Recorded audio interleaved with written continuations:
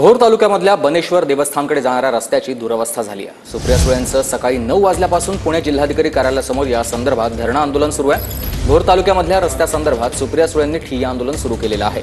बनेश्वर देवस्थानकडे जाणारा रस्ता बनवण्याची आंदोलकांची मागणी आहे। पुण्याचे जिल्हाधिकारी सुळेंची आंदोलनस्थळी जाऊन भेट देखील घेणार असल्याची माहिती सध्या कळते आहे।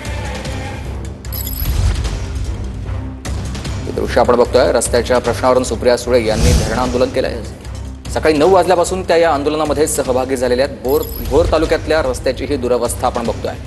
मंदिराकडे जाणाऱ्या रस्त्याची दुरवस्था होत झाल्यानंच भाविकांचे मोठे हाल होतात। या रस्त्यावरून प्रवास करताना असुरक्षित प्रवास करावा लागतो आणि त्यामुळे तात्काळ या रस्त्याची दुरवस्था निवेदन घेतले स्वीकारले आपण आणि ते एक रोड बद्दलचा विषय आहे। 700 मीटरचा ते रोड आहे भोर तालुक्यामध्ये। तर त्या ठिकाणचे रोड जे आहे ते पीएमआरडी आणि जिल्हा परिषदचे निगडीत रोड आहे। त्याच्या अनुषंगाने मॅडमने ते दोघेही विभागाला त्याच्या मागणी पाठवली होती आणि ते दोघेही विभागाचे आमच्याकडे आता रिप्लाय पण आलेले आहे। तर ते रिप्लाय आता आम्ही सबमिट आमच्याकडे झालेले आहे आणि त्याचा जे रिप्लाय आहे ते मॅडमकडे आता आम्ही सबमिट केला होता। मी मध्ये आता इथले पत्रकार भवनमध्ये बरेच दिवसापासून नियोजन केलं होतं, तर या ठिकाणी आम्ही आलेलो आहोत।